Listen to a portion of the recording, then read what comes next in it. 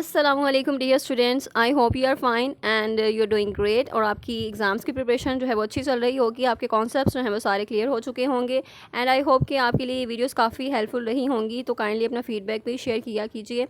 And this is lesson number 31।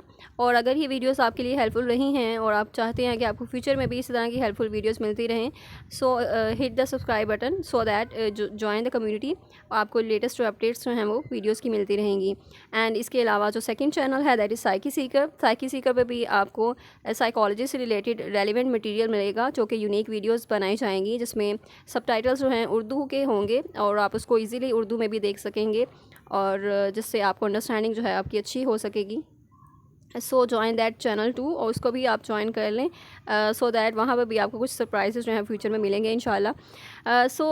ये lesson number 31 है जिसमें other specified disruptive impulse control and conduct disorder है।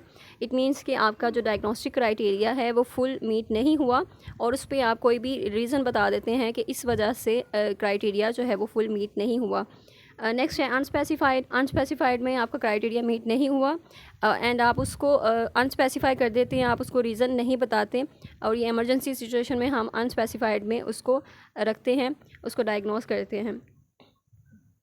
Next aetiology है इन disorders की। एटियोलॉजी क्या है, इनके कॉजेज़ क्या हैं। कंडक्ट डिसऑर्डर है, उसकी एटियोलॉजी क्या है, उसके कॉजेज़ क्या हैं और उस डिस्ट्रक्टिव बिहेवियर का लिंक किस चीज़ से है। तो ये जेनेटिक या बायोलॉजिकल फैक्टर्स उसमें इन्वॉल्व हैं। इसके अलावा कुछ दूसरे फैक्टर्स भी हैं लाइक ड्रग अब्यूज़ है या पॉवर्टी है, ट्रॉमेटिक इवेंट्स हैं, एक्सपोजर टू वायलेंट पीयर्स हैं और ये सारे जो हैं फैक्टर्स ये भी इन्वॉल्व होते हैं इस चीज़ में।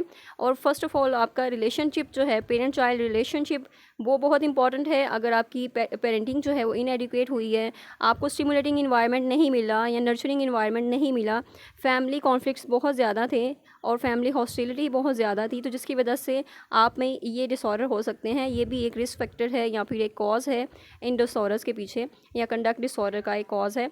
और जिसमें ये पेरेंट्स नेग्लेक्शन होती है, पेरेंट्स की जो सुपरविजन है वो नहीं होती, जिसकी वजह से बच्चों में ये डिसऑर्डर हो जाता है। और उसके बाद बच्चे एंटी सोशल पर्सनालिटी भी डेवलप कर लेते हैं। इस डिसऑर्डर के बाद उन्हें एंटी सोशल पर्सनालिटी डिसऑर्डर हो जाता है।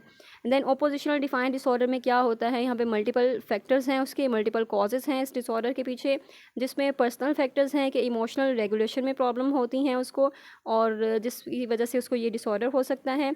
उसके जो इमोशंस हैं उसको वो रेगुलेट नहीं कर पाता, अगर वो हैप्पी है तो उसको वो शो नहीं कर पाता और उसे वो नहीं आता कि किस तरह से अपने इमोशंस को मैनेज करना है, कहाँ पर एंग्री होना है, कहाँ पर अपने इमोशंस को शो करना है, कितना शो करना है, कैसे शो करना है। तो high level of emotions reactivity होती है, यानी बहुत जल्दी रिएक्ट कर जाते हैं और बहुत ज़्यादा इंटेंस रिएक्शन होता है उनका। माइनर से इवेंट पे भी उनका रिएक्शन बहुत इंटेंस लेवल का होता है।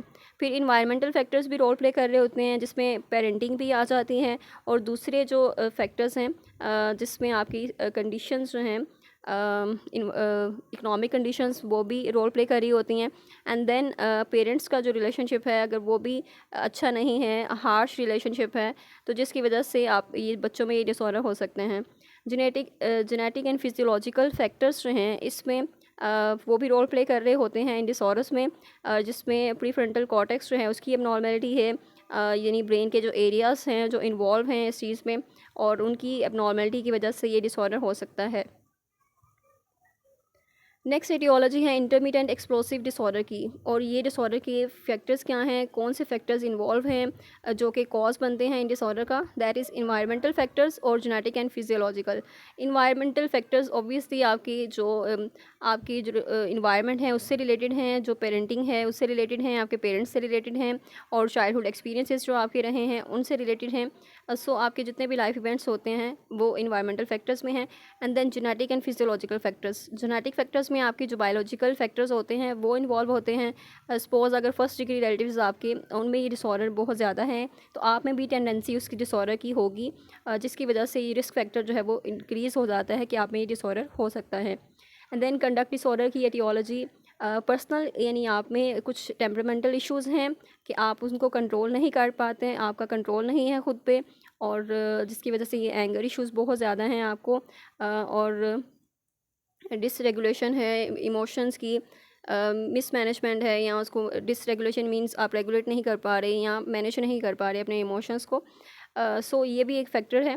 Then etiology of conduct disorder में फैमिली फैक्टर्स भी इन्वॉल्व हैं, जिसमें आपकी फैमिली भी रोल प्ले कर रही होती है। पेरेंटल रिजेक्शन, निगलेक्शन जो है, ये चीज़ें बहुत मैटर करती हैं कि आपकी जो प्रैक्टिस है, जो चाइल्ड रीडिंग प्रैक्टिसेस हैं, वो कैसी रही हैं। आपको जो इन्वायरमेंट है वो स्टिमुलेटिंग मिला है या नहीं मिला, जो नर्चरिंग इन्वायरमेंट है वो था या नहीं, या अब्यूसिव इन्वायरमेंट था आपका, लैक ऑफ सुपरविजन थी।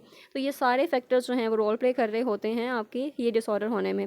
देन कम्युनिटी फैक्टर्स, यानी आपकी कम्युनिटी किस तरह की थी, और अगर कम्युनिटी जो है वो नर्चरिंग थी, कम्युनिटी अच्छी थी, सपोर्टिव थी, कोऑपरेटिव थी, देन आपको ये डिसऑर्डर नहीं होंगे। अगर ऑपोजिट है देन आपको ये डिसऑर्डर हो सकते हैं। सपोज पीयर रिजेक्शन है और आप विदड्रॉन है दूसरों से, सोशल नेग्लेक्शन है, माल ट्रीटमेंट है, और दूसरे जो है वो आपसे अच्छा बिहेवियर नहीं कर रहे, जिसकी वजह से आप में ये डिसऑर्डर भी हो सकता है। एंड देन नेक्स्ट है जेनेटिक एंड फिजियोलॉजिकल फैक्टर्स। तो उसमें आपके बायोलॉजिकल फैक्टर्स भी इन्वॉल्व हैं, जिसकी वजह से आप में ये डिसऑर्डर हो सकता है। और इसमें अगर आपके सिबलिंग्स को या पेरेंट्स को कोई डिसऑर्डर है, ADHD डिसऑर्डर है, तो फिर भी आपका कंडक्ट डिसऑर्डर होने का रिस्क जो है वो इंक्रीज़ हो जाता है।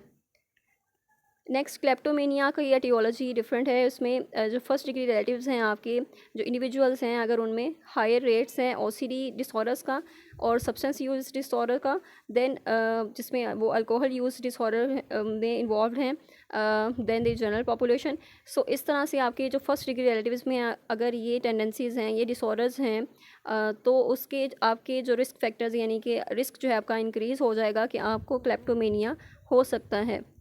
So this is the factor of kleptomania, और ये कॉज है क्लेप्टोमेनिया होने का, एक जेनेटिक या बायोलॉजिकल कॉज है।